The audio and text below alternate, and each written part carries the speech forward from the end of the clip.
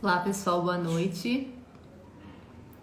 Hoje nós iremos responder algumas perguntinhas, tanto do curso quanto outras perguntas que vocês fizeram ao longo do dia, e até em outras lives também. Vou só esperar a Rafa chegar pra gente conversar aqui, tá?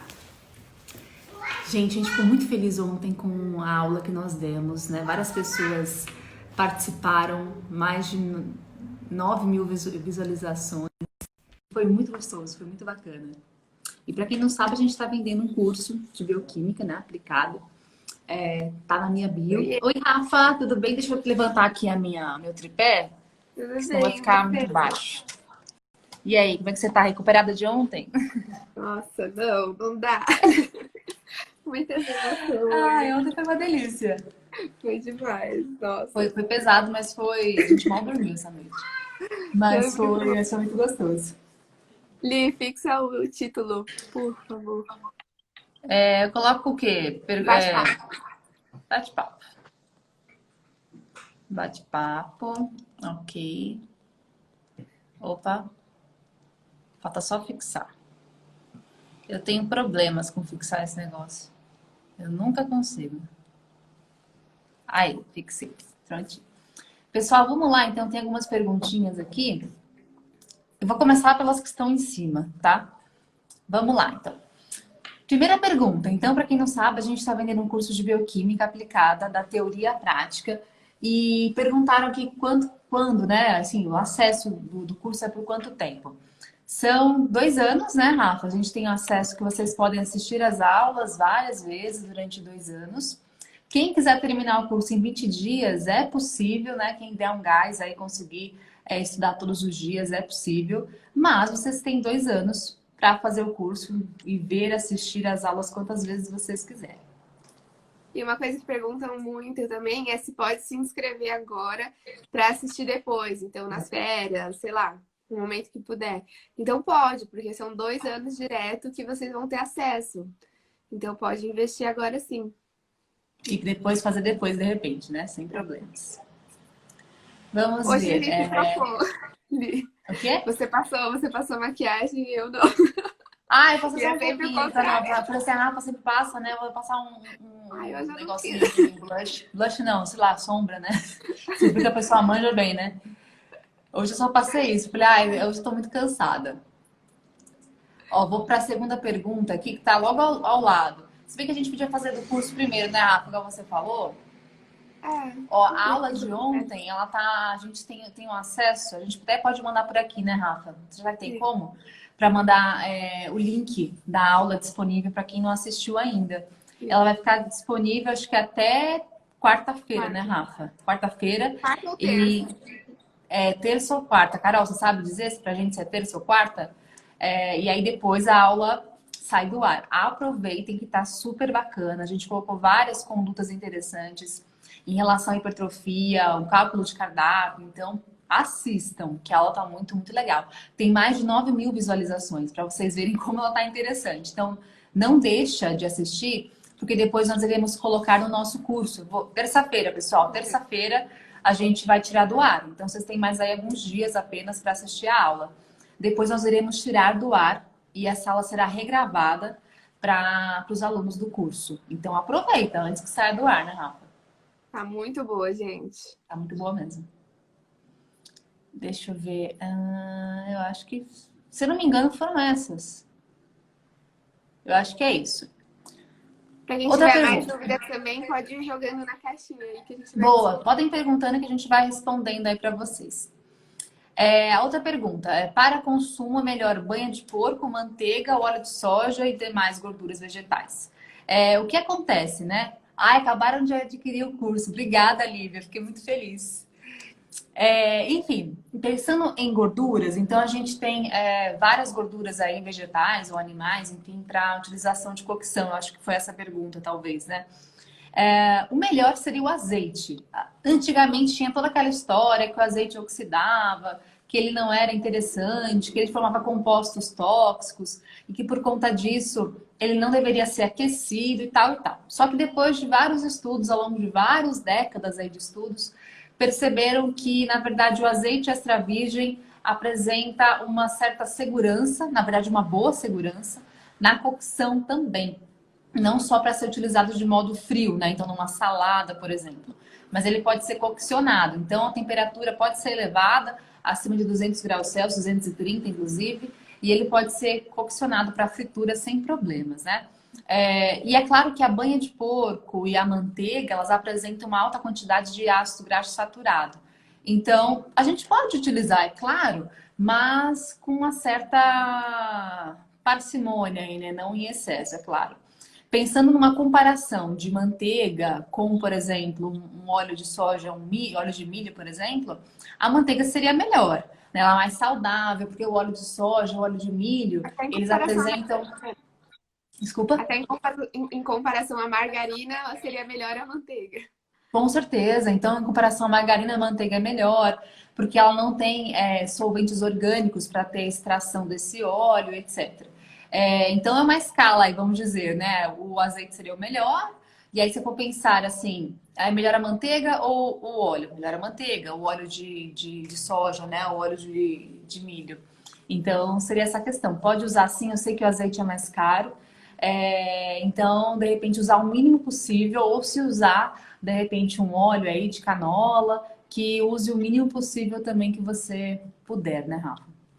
E até quando a gente pensa para utilizar para grelhar uma proteína, fritar um ovo, né, refogar alguns legumes, dá para a gente utilizar o azeite, porque não vai chegar a essa alta temperatura, né? Sim! Então, não vejo E de problema. repente você põe um fiozinho só, assim, só pra dar uma selada na frigideira e tá ótimo. Porque ainda Sem tem esse excesso. medo, né, dos pacientes Tem! perguntar, mas não pode esquentar o azeite. A maioria fala. O profissional fala, imagina o paciente. Inclusive na nossa aula lá do curso de bioquímica, a gente tem um módulo só sobre isso. Oxidação, que seria a reação de rancificação. A gente tem a rancificação hidrolítica e a rancificação oxidativa.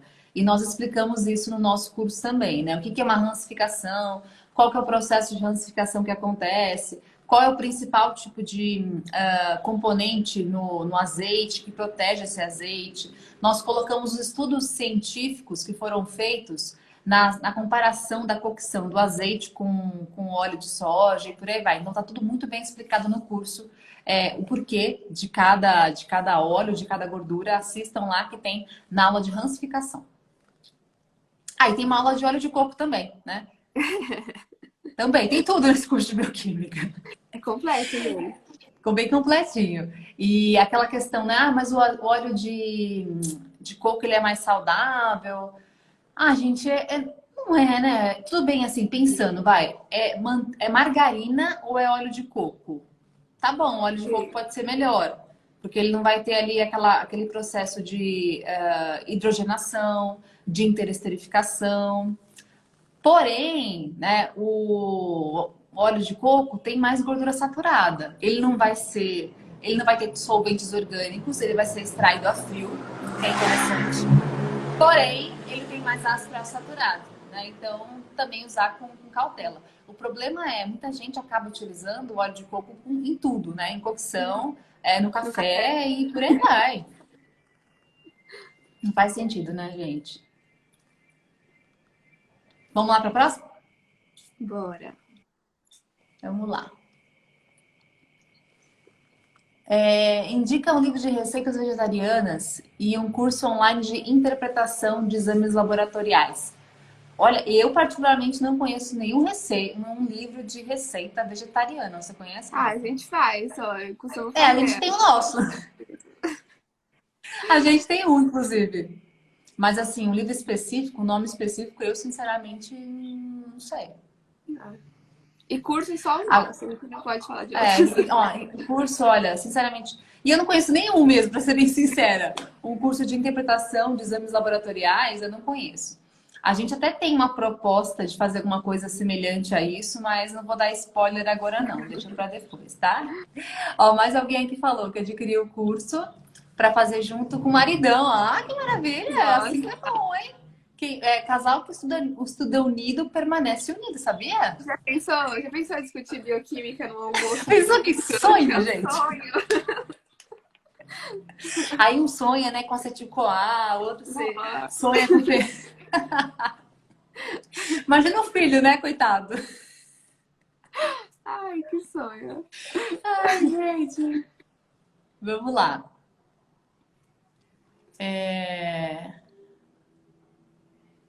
Então, vamos ver. Ó, próxima pergunta. Ensina a ler as DRIs e a montar o JET, JEB e BET. Então, as DRIs, a gente até poderia... Na verdade, nós temos uma aula que eu vou fazer ainda, que demora, tá, gente? Até pegar todo o material, pegar os artigos, colocar isso no slide, deixar bonitinho e tal, e tal, e tal, demora. Então, eu estou preparando uma aula em relação a isso, né? Qual que é a recomendação, pensando numa formulação que você vai fazer para o seu paciente. Vamos supor, eu quero fazer uma formulação para o meu paciente de vitamina C, vitamina E, cálcio, magnésio, zinco e por aí vai.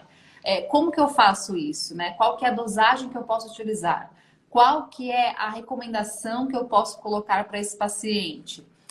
Qual que é o teto que eu posso colocar, o máximo que eu tenho permissão como nutricionista de colocar? Então, a gente sempre vai se basear pela Anvisa 2018, por exemplo, para conseguir o teto, né, o máximo da prescrição de cada elemento. Então, eu estou elaborando essa aula, vai Mas a gente demorar já em um tem um mês e meio. e-book disso, Cabeçona. A gente já Tem um tem um e-book. e-book para todos A os Rafa alunos fez um tá lá e-book na mão. fenomenal, com uma tabela assim gigantesca, com todos os pontos, né, Rafa? Todas as recomendações separadas de cada vitamina, cada mineral. Assim, para você pegar aquilo lá e você aplicar na prática rapidamente.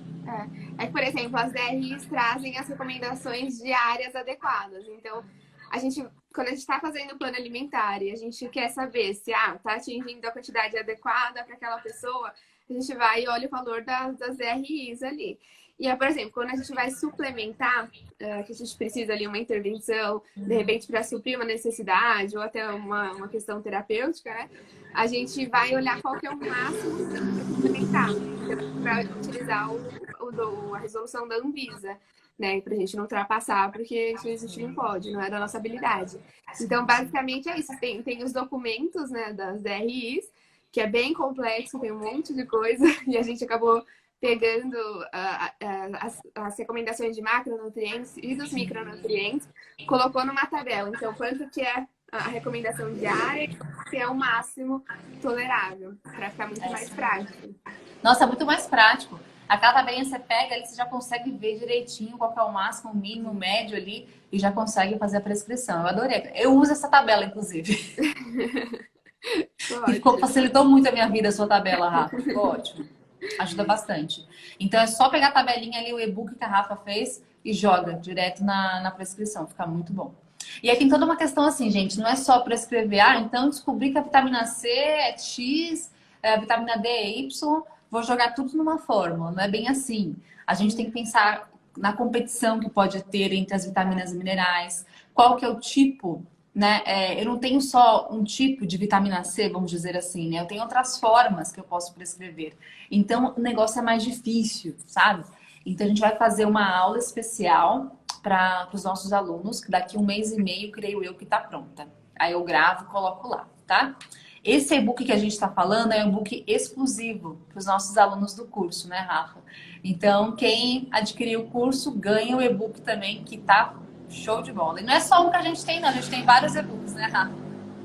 Sim, tá perfeito.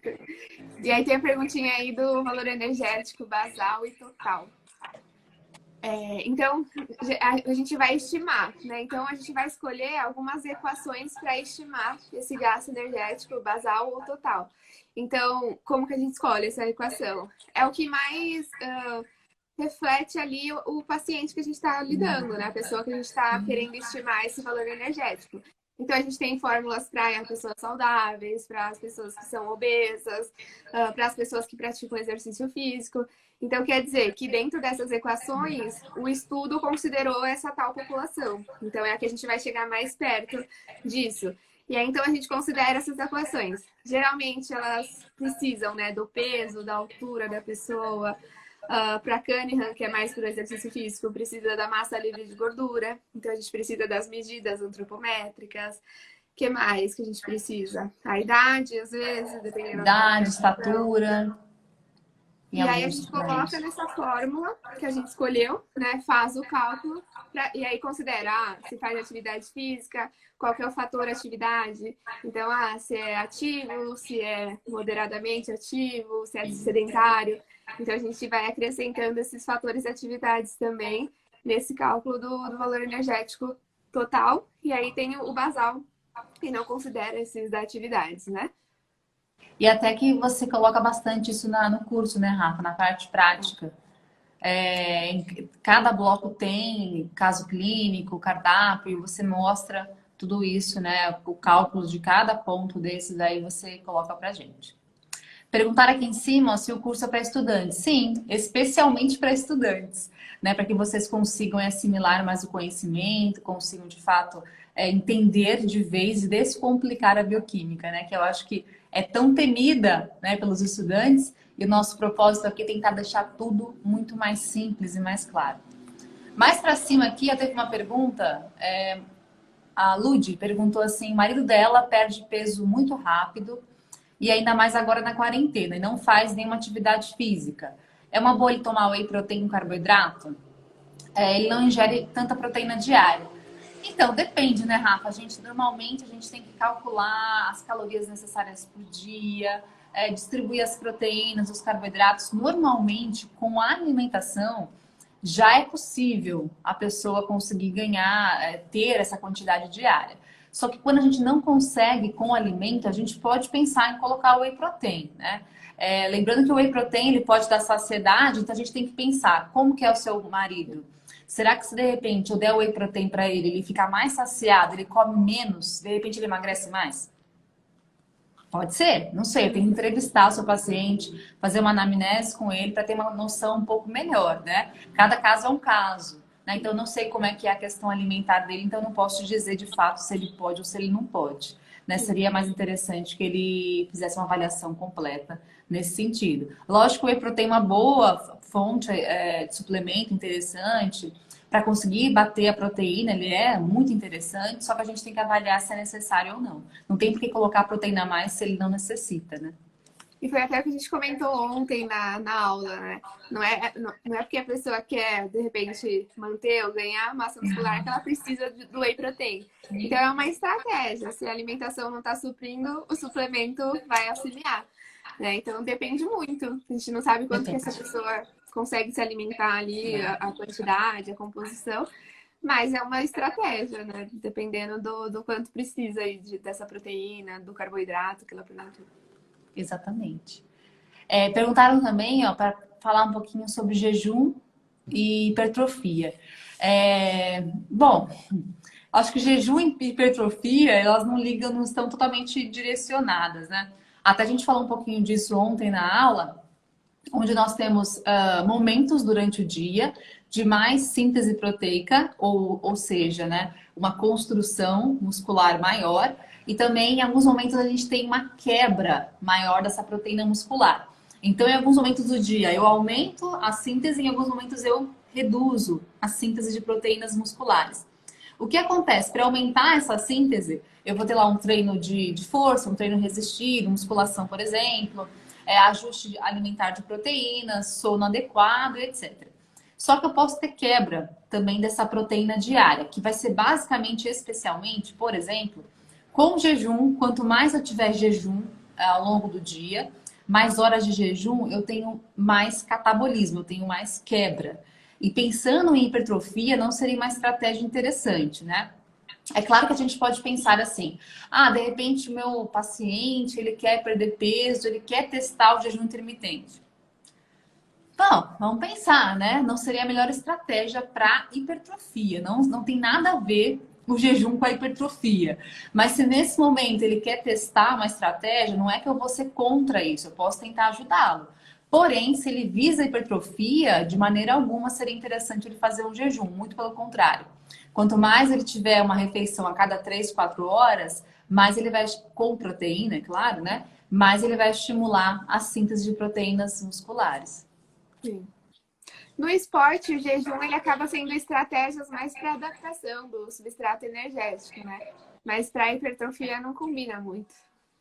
Se você pensar assim, claro que no jejum você tem ativação de biogênese mitocondrial, né? Então você vai ter aí, de modo geral, ativação de enzimas e proteínas associadas ao metabolismo energético, que até podem ser interessantes, mas você pode fazer de repente em períodos pequenos. E para hipertrofia não é legal, né? De repente para endurance, pode para exercício assim, mais aeróbico, mais corrida, natação, ciclismo, até vai lá, mas sabe o que acontece? Muitas vezes a gente pode ter biogênese mitocondrial, porém, isso não significa maior desempenho ou maior perda de gordura, né? Uma coisa é eu expressar as proteínas mitocondriais de maneira mais significativa. E a outra é o ter de fato, um desempenho melhor em relação a isso, ou uma mudança corporal em relação a isso, etc, né? Sim. E já perguntaram aqui agora em relação à perda de gordura, o papel do jejum intermitente. Ah, é. Então, gente, na verdade, o jejum intermitente é uma estratégia.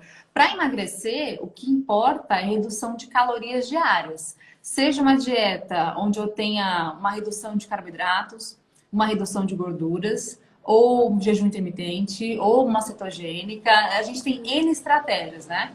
Ah, jejum vai ser melhor? Não vai. É uma estratégia a mais. Você fica mais tempo de jejum, você não vai, como é que eu vou dizer? Você não vai queimar mais gordura.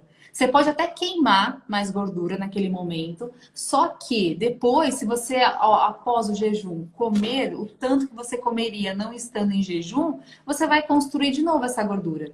Pensa que você tem 10 moléculas de gordura. Ah, tirei 8. Ok, você ficou com 2. Só que ao longo do dia você construiu mais 8, você ficou com 10 de novo. Né? Então é uma questão de matemática, não é algo assim melhor. Se for pensar no dia todo, e essa pessoa fizer um jejum e tiver uma restrição calórica, provavelmente ela vai emagrecer. Como qualquer outra dieta que tenha uma restrição calórica, né? A melhor E é aí, aquela que funciona para aquela pessoa específica. exatamente.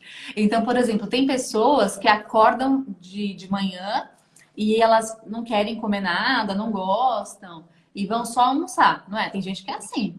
E tudo bem, né? Se ela é assim, por que eu vou obrigá-la a fazer o café da manhã? Ah, não, tem que fazer café da manhã. Não, não precisa. Então, para essa pessoa, ela faz naturalmente já jejum intermitente, né? De certa forma. Então, tudo bem, né? Agora, isso vai ser melhor para emagrecer? Não. Certo? Vamos ver se tem outra perguntinha aqui nas caixinhas.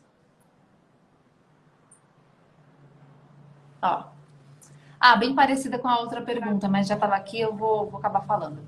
A Nutri indicou banha de porco, manteiga e azeite, não extra virgem para cozinhar, tá certo? Olha, para cozinhar, o melhor seria, sinceramente, seria o extra virgem também. Porque ele tem compostos fenólicos, né, que vão proteger esse azeite da oxidação, da rancificação. Então, seria melhor o azeite extra virgem para cozinhar. Pensando assim, banha de porco e manteiga, em comparação com a margarina, elas podem ser melhores, em quantidade baixa, né? Mas melhor para quem? Depende. O meu paciente é o paciente que tem colesterol alto. O meu paciente é um paciente que tem triglicérides alto. Não vou usar banha de porco e manteiga rica em ácido graxo saturado. Não, eu vou usar o azeite. Ah, meu paciente é um jovem, ele é um atleta, ele não tem LDL alto, nem colesterol alto, nem de nenhum tipo aí, triglicérides alto, nada, perfeito. Ah, um pouquinho ele pode utilizar, não tem problema, né? Só que mesmo assim, o azeite extra virgem vai ser melhor para a cocção. Mas se de repente ele não gosta do gosto do azeite, ele quer fazer com manteiga, tudo bem, não tem problema, né? Mas desde que não seja em excesso. Então a gente tem que pensar aí qual que seria o mais importante, né? Ou até pensando na alimentação dessa pessoa, se já tem um consumo excessivo de proteína animal, por exemplo. Então não seria interessante a gente colocar mais uma fonte de gordura saturada. Concordo totalmente. A pessoa come carne, toma leite, come queijo, e aí eu vou colocar mais uma quantidade de gordura saturada, não tem porquê. Tudo bem que assim, pensando na reação de rancificação. O que é? Rancificação vai gerar, de maneira geral, acroleína, que é uma substância tóxica. O ácido graxo saturado, ou seja, banha de porco e manteiga, são mais resistentes à formação de acroleína. Porém, a gente sabe que essa formação de acroleína não acontece assim, ó, em 1 minuto, 2 minutos, 10 minutos. Então, se eu coccionar durante 10 minutinhos, 15 minutinhos, eu não vou ter acroleína ali. Então, eu posso usar seguramente o azeite extra virgem. Um ponto é, se eu for vender coxinha, vou vender pastel na feira, vou fritar, ó, o dia inteiro, né? Fica lá, ó, o dia inteiro fritando pastel, o dia inteiro. Aí é outra história, porque eu vou ficar 10 horas, 12 horas fritando pastel. E aí, nesse caso, eu vou ter sim a formação de acroleína, porque eu vou rancificar mais esse produto. E aí, nesse caso, para frituras de alta temperatura e constantes, acima de 8, 10 horas, eu tenho que usar uma gordura estável. Então, nesse caso, a banha de porco é interessante.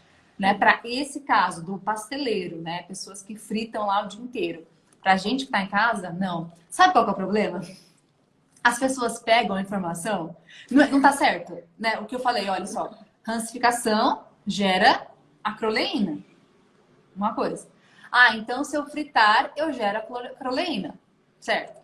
Aí a pessoa pega essa informação e ela começa a dizimar, né? Coloca em várias condutas. E não é bem assim, a gente tem que entender para quem, quando, onde, né? E aí o que acontece é que os gurus da internet, muitas vezes, disseminam essa informação porque eles não têm conhecimento em bioquímica.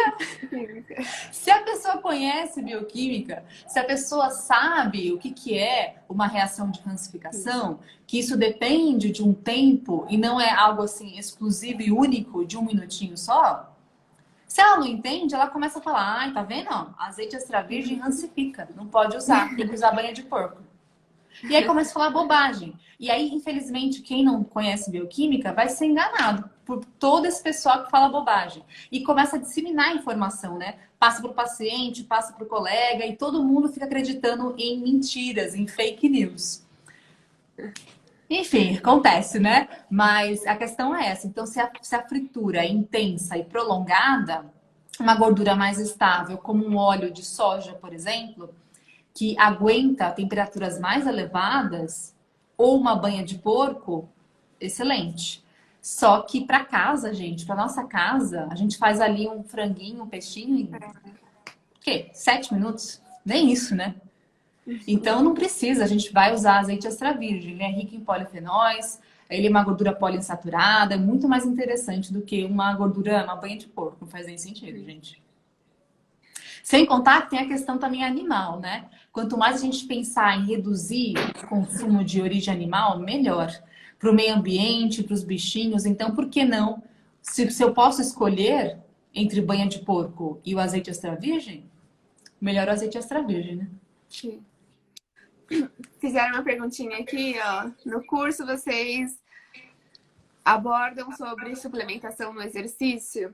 Eu já estou preparando essa aula também, a gente vai incluir, porque tem um módulo só de nutrição esportiva. Então, desde das vias de produção de energia, todas as vias envolvidas no exercício, né, de acordo com o tipo de exercício, intensidade, a distribuição dos macronutrientes. E aí a gente vai colocar em breve os mecanismos de ação dos suplementos ergogênicos. Então, para quem entrar nessa turma, vai ter todas as atualizações. Porque a gente sempre faz aulas novas, extras, né? Para atualizar vocês. Então, tudo que a gente acha interessante, a gente coloca lá. Então, é uma aula que Tá bem completa. E vai ganhar mais aulas ainda, então, de suplementos, micronutrientes. Esses vocês não encontram assim em lugar nenhum. É sério mesmo, procura. Procura pra você ver, você não encontra. Nesse preço, não encontra não. Vamos ver outra perguntinha aqui. Ó, perguntaram como a gente pode reduzir a compulsão alimentar. Olha, é algo complicado, né? Acho que muitas pessoas apresentam essa compulsão alimentar e eu acho que um ponto importante é você diagnosticar o gatilho. Qual que é o seu gatilho? Você tá estressada, você tá angustiada, você tá, sei lá, com frio, ficou frio agora, né?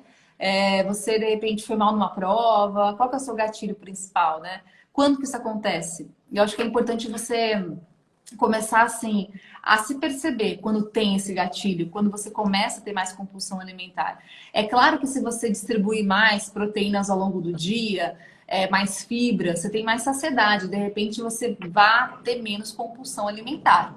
Pode ser, né? Mas eu acho que nesse caso é uma questão muito mais assim de comportamento, né? Pensando numa questão psicológica do que de fato uma questão de ajuste de nutrientes. Pode ajudar, mas E não é uma fórmula pronta, assim, de você tem que comer esse alimento para não ter compulsão alimentar. Não é simples assim, né? A gente tem que identificar para aquela pessoa o que que causa isso nela, o que que está envolvido. E muitas vezes nem é sobre, de fato, ali o alimento, a alimentação. Tem várias outras coisas, né, emocionais, enfim, que estão ligadas a esse consumo. Então, não tem uma fórmula pronta. A gente tem que identificar todos esses fatores, associar até mesmo com um outro profissional, um psicólogo, muitas vezes, para a gente conseguir ajudar de fato essa pessoa. com certeza.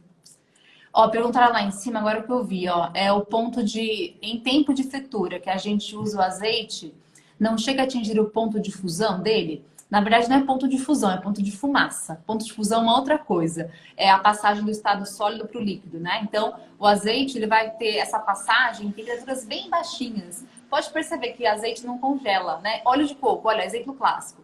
Óleo de coco, você colocou hoje aqui, que tá friozinho. Você colocou ele aqui, ele já fica duro, né? Meio pastoso. Então, ele atingiu aí... Na verdade, ele não conseguiu passar o seu ponto de fusão. Só que quando a gente fala em ponto de fumaça, o que é isso? Quanto mais eu tenho a rancificação, mais eu tenho uma passagem dessa quebra, desse triacilglicerol, mais eu tenho rancificação. E aí nisso que eu formo a acroleína, que seria a substância tóxica. É claro que o azeite extra virgem, ele passa desse ponto de fumaça cerca de 180 graus Celsius. Então, de repente, numa temperatura de chapa, a gente consiga essa temperatura. Só que o ponto é, antigamente, achava-se que só passando essa temperatura já tinha o ponto de fumaça e já tinha acroleína. Só que a gente sabe que a reação não é assim imediata. Ela começa a acontecer, e ela vai ter a amplificação disso durante muitas e muitas horas. Então, nós temos trabalhos que são bem extensos, que mostram 8, 4 horas, 10 horas, 20 horas. E, de fato, a preocupação nessa cocção do azeite extra virgem varia em ter cerca aí de 3 horas, alguns estudos, 4 horas, alguns, 8 horas, outro. Então, é uma questão que vai sendo prolongada. Como é que eu vou te explicar isso num tema mais prático, assim? É mais ou menos como se fosse... a gente pode até pensar no coronavírus. É uma péssima, né? Tipo de analogia, mas a gente sabe que ele tem toda uma curva que é crescente, né? Infelizmente, espero que abaixe. Mas seria mais ou menos isso. Então, você vai ter a acroleína formada na sua chapa, no primeiro minuto, talvez sim, mas é tão pouquinho. É tão pouquinho, é tão pouquinho que você não consegue ver. Pensa numa bacia de água, você colocou uma gotinha de anilina. Você mexe a água ali e você nem vê a anilina, né? Então, não tem quase nada ali. Conforme você vai aumentando esse corante alimentar nesse balde de água, vai ficando mais azul ou mais rosa, depende da cor que você colocou aí, né? Então, a mesma coisa acontece. Quando a gente frita na chapa, na frigideira, o que for, com 1 minutinho, 2, 10, 15, fica tranquilo. Não tem nada de acroleína ali, quase nada, quase zero. E o interessante, quando ele é um azeite extra virgem, os polifenóis desse azeite protegem esse azeite da formação de acroleína. Então, por isso que tem que colocar para fritar o azeite extra virgem e não virgem. E olha que engraçado, né? Antigamente era o contrário a recomendação. Tem que fritar em azeite virgem e depois na finalização você coloca o extra virgem, né? Hoje já sabe que é o contrário. Não o contrário assim, eu tenho que usar o virgem depois de pronto. Eu vou usar só o extra virgem, tanto para cocção quanto para a finalização do prato. Então pode usar sem problemas. É muito melhor, muito mais saudável usar o extra virgem com cocção do que você usar de repente um óleo de soja. Porque ele tem agentes, solventes orgânicos, fenólicos, não, fenólicos não, é solventes mesmo, orgânicos, para conseguir extrair o óleo que tá. Então pensa assim, eu tenho um milho, tem um óleo lá dentro do milho.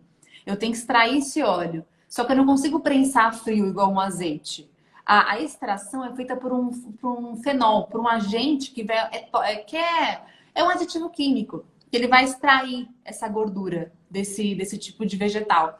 Então, isso que é o problema. Sem contar que, quando a gente tem esse óleo, para que ele seja estabilizado, que ele não mude de cor, ele fique lá transparentezinho, a gente tem adição de alguns componentes que também não são tão interessantes assim, né? Então a gente tem aditivos químicos para a estabilização desse óleo. Além da vitamina E, nós também temos outros agentes, bisfenol e outros tipos de aditivos ali, sem contar que o plástico também da embalagem, né? Outros aditivos ali que acabam não sendo tão interessantes assim. Já o azeite extra virgem é uma embalagem de vidro, que é muito melhor. Agora, um óleo de soja, de canola, é um plasticão lá, né? É um plástico. E aí já é algo não tão interessante assim. Então, para aquele óleo ficar transparente e bonitinho, tem muito componente químico ali dentro, além do que é feito para extrair. Então, não é muito legal. E a própria embalagem Não, é azeite escura extra do virgem é azeite. bom, é bom. Desculpa, Rafa, escreveram ali, ó, azeite extra virgem é bom. E a própria embalagem escura do azeite também é uma proteção, né? Também. Isso é mais interessante. Também, com certeza. Por isso que a embalagem do óleo, ela é transparente. Sabe por quê? Porque ela tá cheia de aditivo ali que vão impedir... Porque, olha, a luz que tá incidindo aqui, ele vai oxidar esse óleo. E se oxida, forma ranço, rancificação, aquele gostinho de... Ah, gosto de ranço, gente, sabe? Já comeu castanha do Pará passada, É, que que tem eu aquele ia gosto de falar. ranço? Fica Aquela meio estranho na boca. É isso daí. Ninguém vai querer vender um óleo que tenha esse gosto de ranço. Então, eles colocam aditivos químicos para estabilizar. Não tem o que fazer, né? Enfim, então, se puder evitar, melhor. Agora as Certo? dúvidas ficaram nos olhos. Ai, todo mundo quer saber de óleo agora. Deixa eu ver se tem mais alguma pergunta aqui, ó. Outra de óleo, será? Que é isso? Mas vale a pena o uso do azeite extra virgem para aquecer? Vale a pena. Acabamos de falar aqui. Ou o uso do extra virgem. Eu não Do entendi não muito é. bem, mas do não extra virgem. Ah, não, é melhor o extra virgem. É melhor. Já foi comparado os dois e para cocção seria o extra virgem mesmo, tá? Seria mais interessante. Hum. Depois da graduação, já é uma boa ir direto pro mestrado? E aí, o que você acha, Rafa? Eu acho uma boa. Eu fiz assim, inclusive. E a Rafa Eu também. demorei 6 meses, né? Eu demorei É 6 meses. verdade. Eu fui primeiro É pra verdade. pós, e aí eu faço os dois juntos agora. Mas vale a pena. Eu acho que já tá ali empolgado, já aproveita o Ai, pique. gente, vale. Porque depois fica assim, ai, comecei a trabalhar e É, aí não quer voltar, sabe? E eu, particularmente, eu acho que é uma boa já emendar, vamos embora. Eu, na verdade, eu passei na prova antes de terminar a graduação. Daí eu já emendei, consegui. Não fiz junto com a graduação, que não pode, mas eu passei na prova, segurei a vaga e eu já comecei logo em seguida. Ah, pra mim, eu sou suspeita a falar. Pra mim, assim, foi incrível. Então, vale muito a pena você fazer. E aí depende do que você quer. Você quer pra sua vida ser professora universitária ou você quer atender em consultório? Se você quer atender em consultório, não sei se vale tanto a pena você fazer um mestrado. Eu amo, né? Então, assim, eu sou suspeita a falar. Eu vou te falar que sim, sempre. Mas pensa bem, né? Será que não é melhor, de repente, fazer uma especialização? Um é. aprimoramento? Uma residência? É de se pensar, né? Ah, não, eu quero dar aula, quero dar palestra. Aí você faz um mestrado, que vale a pena. Ou pra quem gosta da pesquisa só, né? Eu conheço pessoas que gostam, amam o laboratório, a pesquisa, mas não gostam de dar aula. Então isso Verdade. é legal também. Eu adoro um experimento, uma bancada, gente. Ah, eu Amo. também. Não, você tem razão, tinha esquecido desse ponto. Tem muita gente realmente que ama pesquisa e só quer pesquisa, né? É Sim. verdade, não, tem razão. Eu também adoro uma bancada. Acho que Uhum. eu adoro, acho muito gostoso Eu também. fazer pesquisa científica. Amo demais, assim. Mas aqui não dá, né? É complicado. No nosso país é tenso. Ó, perguntaram aqui como conseguir o estágio. Eu acho que a melhor maneira é pedir. Tem uma Pedir de vaga aí. repente, mandar e-mail, mandar direct no Instagram, colocar, enfim, de repente aí, mandar pessoas indicarem umas para as outras e por aí vai. Eu acho que é na caruda mesmo. Pedir. Sim. Não tem muito o que fazer, né, gente? É, o que mais aparece em vagas é na área de UAN, né? Pelo que eu vejo, assim. É. Então, às vezes, aí meio que ir atrás de alguma vaga aberta. Mas quando é para consultório, assim, áreas mais específicas, é pedir mesmo. Ó, você aceita estagiário, eu estou disponível. De repente, falar o que você pode oferecer para essa pessoa, o que você está disposto a fazer. Então, às vezes, a pessoa nem pensou, né? Nem pensou na possibilidade, mas você já convenceu. Então, pode ser legal. Boa. Gostei da sua ideia. E realmente, é chegar a pessoa, olha, eu faço isso, isso e aquilo, eu já consigo fazer isso, aquilo, outro, e mostrar serviço, né? Porque senão o pessoal quer ver algo diferente, né? E vou dar um exemplo. Nem sei se eu posso dar esse exemplo, mas eu vou dar. Pedro Perim, que é um aluno meu, não, foi um aluno meu, ô Aline, foi um aluno meu. Hoje ele é palestrante, nutricionista top, incrível. Ele trabalha na BF Eventos, no Science Play. O que ele fez? Na graduação, ele estava no 5º semestre, tendo aula comigo, e ele falou assim, mandou mensagem pro dono da BF Eventos, que é o Bruno Falcão, falando assim, olha, eu posso te ajudar, eu posso escrever artigos, textos pro seu blog. E o Bruno meio que deu assim, não deu muita bola, né? E ele ficou no pé, não, eu posso fazer, eu faço bem feito, olha o meu texto que eu fiz. Eu sei ler artigo, eu sei, o cara é muito bom, né? Ele é uma graça. E aí, tanto que ele acabou mostrando o serviço, que hoje ele trabalha, ele é o braço direito do dono da empresa. E assim, ele cada vez cresce mais, ele é incrível. Então, olha só o quanto que ele se mostrou, mostrou disponível, dedicado, mostrou o trabalho dele que é incrível. E hoje ele é tão incrível quanto o Bruno.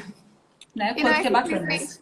não é simplesmente só entrar no estágio, mas é realmente fazer a diferença, dar o seu melhor, mostrar o quanto você é capaz de ajudar as pessoas, né? De mostrar o seu conteúdo, o seu conhecimento, para isso também deixar a sua marca, para de repente te abrir oportunidades no futuro. Então não é simplesmente, vou fazer o estágio para um benefício próprio, né? Então tem que pensar no futuro também, mente empreendedora. Com certeza. Você mesma, né, Rafa? A Rafa fez estágio comigo também. E a Rafa sempre foi, vixe, Maria, maravilhosa, né? Então, assim, não tem o que falar. Ela sempre foi assim, né? Ela sempre pensou algo além, sempre tendo ideias novas. Então, a gente já vê desde o começo quem vai deslanchar, né? Quem vai subir que nem foguete. Perguntaram aqui em cima do bacon, se pode. Poder, assim, a gente não é nunca de restringir, né? De nada pode, etc. Mas se puder, quanto mais puder evitar, melhor, né? Uma gordura saturada. Claro, não vou colocar em nenhuma dieta. Acho que não seria interessante. Mas se de repente você gosta, faz tanta questão assim, um dia ou outro, né? Tudo bem. Mas quanto mais você puder evitar o bacon aí, melhor, né?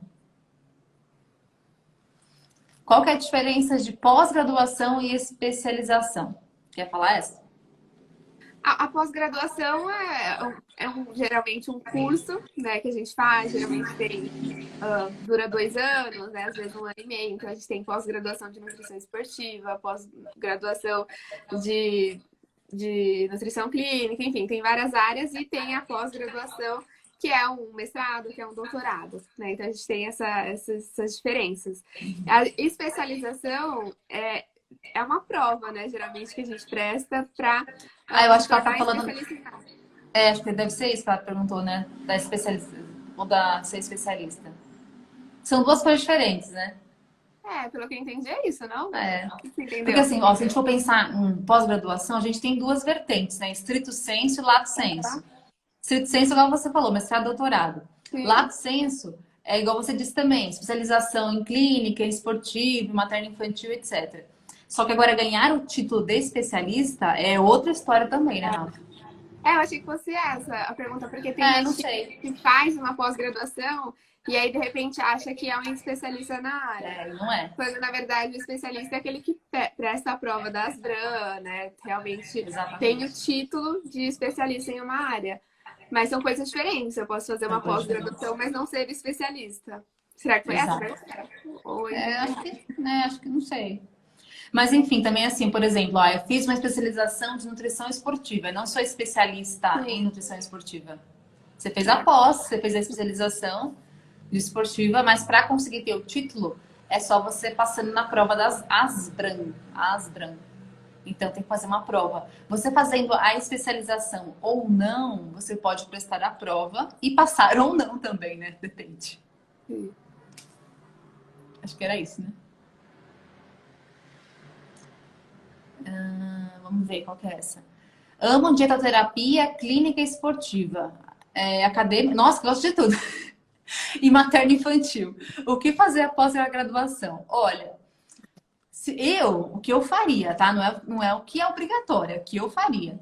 Se você gosta de tudo, assim, eu faria uma pós, uma especialização de nutrição clínica, para você começar a entender um pouco melhor, para você ter um conhecimento, enfim, mais nivelado, etc. Eu acho que aí você vai começar a atender também seus pacientes nesse meio tempo, né? Faço a especialização e junto eu atendo o paciente. Eu acho que quando você começar a atender, você vai começar a perceber o que você gosta mais. Se é materno-infantil, se é clínica mesmo, se é esportiva. Aí depois você vai se especializando mais em cada área. Eu faria isso. Não sei, você, Rafa. Eu acho que primeiro escolher a área que você mais quer atuar, né? Então, você é em um consultório, mas qual que é a população que você mais quer atender? Então, se for geral, uma pós-graduação em nutrição clínica, mas voltada a atendimento de consultório seria legal. Porque tem pós de clínica que é hospitalar, né? Então, é terapia nutricional, enfim, nem serve muito para atendimento em consultório. E aí, ou se você tem uma área que você mais gosta, então, de repente, você tem um amor pela materno infantil, de repente, estuda isso, você vai conciliando na sua prática. Ou, às vezes, até começar a prática antes de fazer a pós, também não tem nada de errado. Também, Né? E claro. identificar o que mais você quer estudar. Com certeza. Sim. Ó, perguntaram aqui em cima, nas perguntinhas aqui em cima, ó. Existem algumas pós-graduações que são denominadas a especialização, sim. Só que mesmo assim, especialização em nutrição clínica, especialização em materno-infantil, especialização em nutrição esportiva. Isso não te dá o direito de ser intitulado como especialista. E muita gente faz isso, né? E é errado. Então, se a Asbra te pegar, ela vai brigar contigo. Cuidado.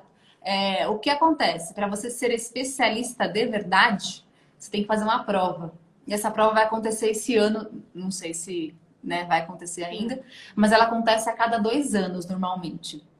E ela acontece em vários territórios nacionais, em várias cidades. Você tem que primeiro se cadastrar, mandar vários documentos comprovantes que você fez, que você não fez. Tem que ter pelo menos 2 anos de atuação como profissional comprovadas. E aí você pode prestar a prova. Você prestando a prova e você passando na prova, você consegue o título de especialista. Nós temos 5, eu acho, né, Rafa? Sempre esqueço.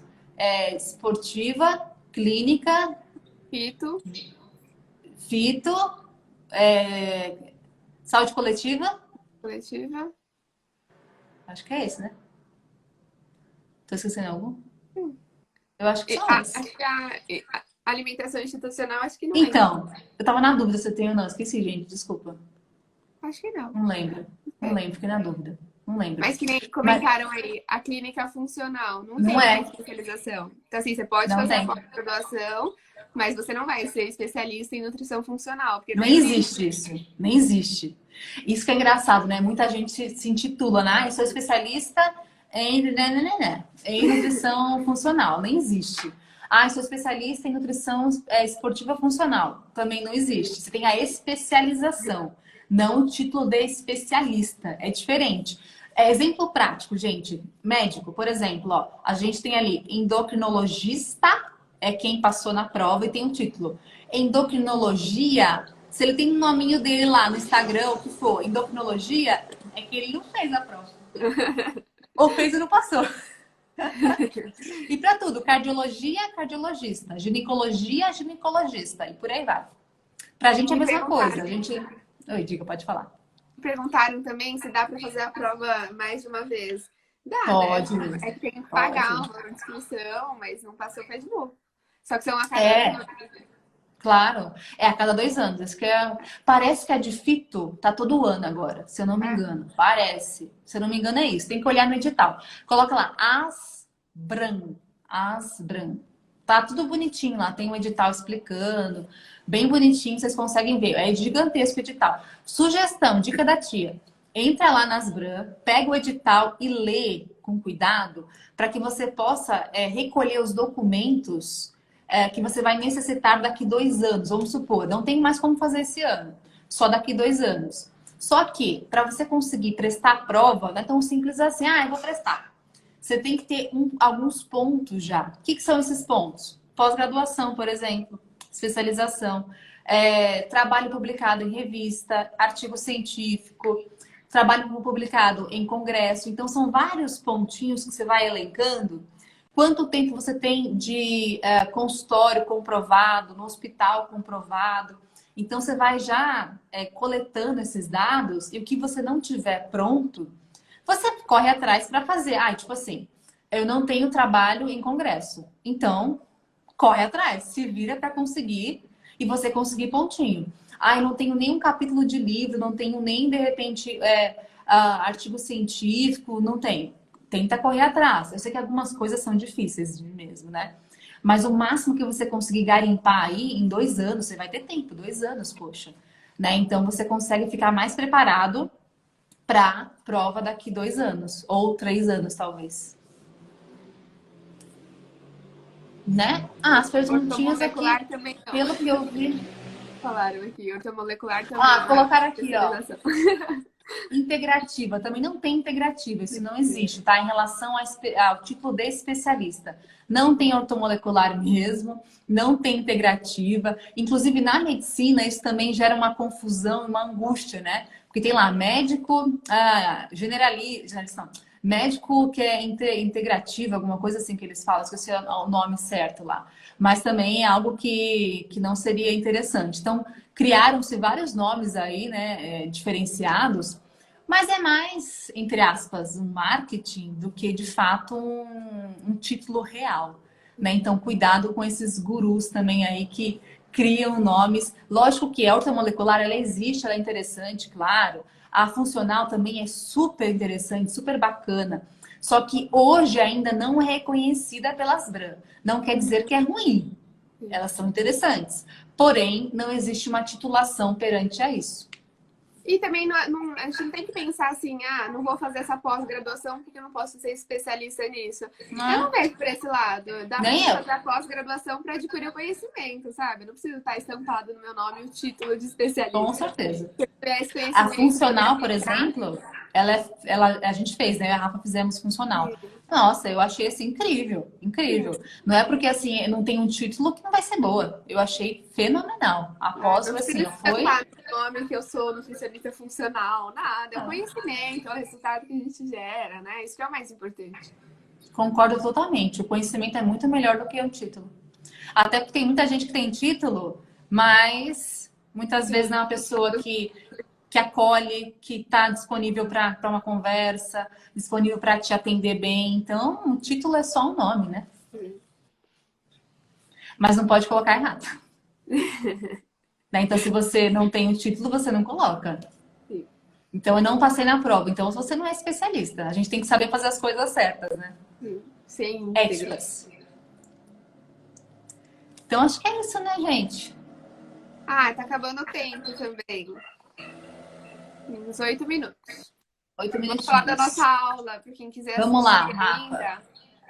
Para quem quiser assistir a aula de ontem, tá disponível. Você divulgou o link, Li? Qualquer coisa pede pra gente que a gente o Carol, não sei se a Carol tá por aí. Não, mas aqui não dá pra enviar, tem que ser nos stories. Não dá pra enviar, né? Tá, eu vou colocar nos stories depois, então, o link da aula que nós fizemos ontem. A aula tá, sério, tá assim, tá muito bacana. Teve mais de 9 mil visualizações, tá super completa. Então, quem quer aplicar, de fato, para um paciente que visa hipertrofia, tem que assistir essa aula. Nós temos todas as recomendações de cada refeição, cada porção diária, o que aplicar de suplemento, qual suplemento funciona, o que você pode colocar à noite, de manhã, à tarde, como que acontece a síntese proteica muscular, hipertrofia, qual que é o estímulo, completíssima e com um cardápio, uma resolução de um caso clínico para um paciente que visa hipertrofia. Eu vou... obrigada. Falaram que tá ótima mesmo. Tá mesmo, gente. Desculpa, e o melhor tá muito boa. O melhor de tudo é que a gente tá com as inscrições do curso de bioquímica aberta. Então, tudo isso que a gente comentou hoje sobre óleo, sobre proteína, sobre carboidrato, sobre as dietas, como montar uma dieta, Tem tudo no nosso curso do Bioquímica Aplicada da Teoria Prática. Então, é um curso em que a gente ensina o método para você dominar de vez a bioquímica em 20 dias e conseguir aplicar na sua prática, ter mais segurança em seu atendimento, né? Porque quando a gente tem um conhecimento de qualidade, a gente fica mais seguro para passar aquela informação para o nosso paciente. Então, a gente quer ensinar tudo isso para vocês. Todas as nossas experiências com planos alimentares, né, com os nossos pacientes, a gente quer passar para vocês também. Então, se inscrevam no nosso curso. Até quarta-feira a gente fecha a turma. Então, tem que ser agora, correndo. Aproveite, não deixe para a última hora. As vagas são limitadas aí. E tá valendo muito a pena. Um valor super acessível, que realmente dá para você investir, aproveitar para estudar nessa quarentena, né? Então, um momento que a gente está mais em casa, que a gente está estudando. Então, aproveitem, se inscrevam agora. São 2 anos de acesso. Então, mesmo se você é um estudante, você está no começo, tem toda uma aula introdutória.